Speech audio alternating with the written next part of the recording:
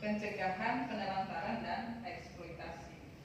Jadi untuk di sesi ini hampir mirip pembahasannya dengan yang sesi kemarin. Kalau yang kemarin pencegahan kekerasan dan perlakuan salah terhadap anak, masih berbicara tentang anak ya. Untuk pencegahan, penelantaran, dan eksploitasi pada anak ini, tujuannya adalah memberi sekedar peringatan kepada kita semua bahwa bagaimana anak-anak itu bisa ditelantarkan atau bisa dieksploitasi, bagaimana caranya mengidentifikasi mungkin orang-orang yang selama ini kita tanpa sadari dia telah mengeksploitasi hak-hak dari anak-anaknya. Jadi itu. Untuk yang penelantaran anak-anak, mungkin ibu-ibu dan bapak-bapak sudah tahu apa saja itu contoh dari penelantaran anak. Kira-kira mungkin ada yang bisa menyebutkan salah satu contohnya? Tidak diizinkan sekolah, anak tidak diizinkan sekolah oleh orang tuanya. Tidak memberikan kasih sayang. Ya, jawaban yang bagus sekali. Terima kasih. Kita beri dulu tepuk salut. Tepuk salut. Salut, salut. Salut, salut. Salut. Ya, terima kasih. Sekali lagi untuk jawabannya. Jadi untuk contoh penelantaran anak itu misalnya mungkin tidak diizinkan untuk sekolah. Pernah ada kasus yang saya temukan di daerah dampingan saya yang di sebelah. Itu anaknya dilarang untuk pergi ke sekolah hanya untuk membantu di ladang. Itu secara tidak sadar kita lakukan penelantaran terhadap anak. Hak anak kita sudah batasi untuk bersekolah dan tanpa sengaja kita sudah telantarkan dia untuk tidak mendapatkan ilmu yang seharusnya dia dapatkan di usia yang seperti itu. Jadi itu sebenarnya apa yang kita lakukan selama ini hal-hal biasa yang selalu masyarakat tanamkan pada anak-anak untuk membantu orang tua, tapi tanpa kita sadari ternyata haknya kita renggut dan kita telantarkan anak tersebut. Itu masih anak kita sendiri. Bagaimana kalau dengan anak orang lain? Nah, jadi itu untuk contoh penelantaran anak. Misalnya ditinggal sendiri mungkin orang tuanya masing-masing pergi mencari uang. Oke lah, memang penting. Memenuhi kehidupan anak-anak itu sangat penting, tapi jangan lupa juga bahwa anak itu membutuhkan kasih sayang yang real, yang nyata, bukan hanya lewat telepon mungkin. Seperti itu ya. Kemudian kita ambil yang contoh-contoh konkret yang ada di sini. Tidak memberikan kasih sayang, tidak memberikan perhatian, tidak mendukung pendidikan anak yang tadi ya. Yang melarang anak untuk sekolah hanya untuk membantu di ladang, tidak memberikan kasih sayang dan perhatian. Yang penting orang tua beranggapan bahwa keuangan dalam keluarga terpenuhi, maka anak itu baik-baik saja. Tapi sebenarnya ada satu hal yang kita lupakan, bahwa anak itu memerlukan perhatian dan kasih sayang dari orang tua. Itu sangat berpengaruh terhadap psikis anak kita.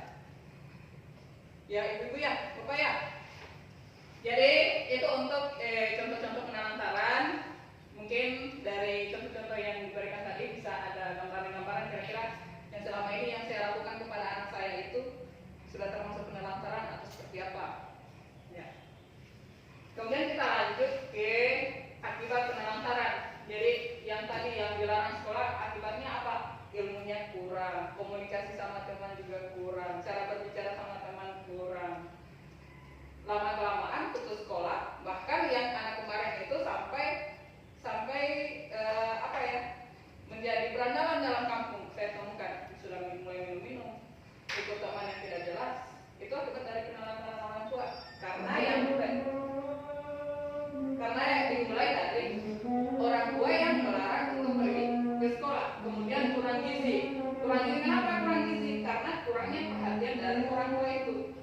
Kemudian celaka, luka, sakit. Kalau misalnya sudah keluyuran tidak jelas, kita tidak bisa tahu apa yang akan terjadi di luar negara kita ini. Jadi tidak salah kalau misalnya ibu atau bapak-bapak mau menanyakan kemana arahnya anak ini mau keluar, jam berapa pulang, dengan siapa perginya, supaya bisa dipastikan anak ini aman pergi kemana. Kemudian kemampuan berbahasa anak. Sering sekali di daerah dampingan ini, di salah satu desa dampingan di sebelah itu, kemampuan berbahasa itu masih rendah. Berbahasa Indonesia yang baik dan benar.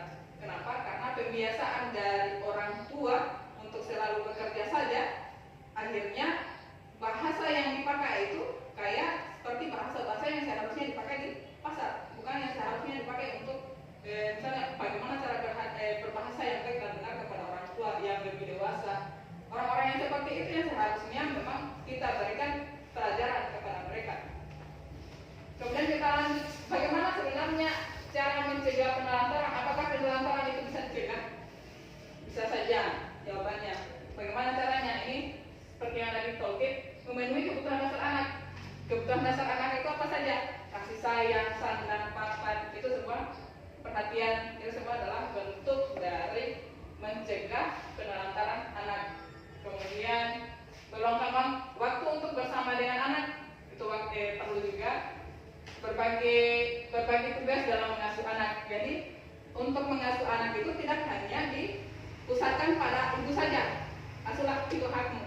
Asuhlah itu kewajiban sebagai seorang ibu.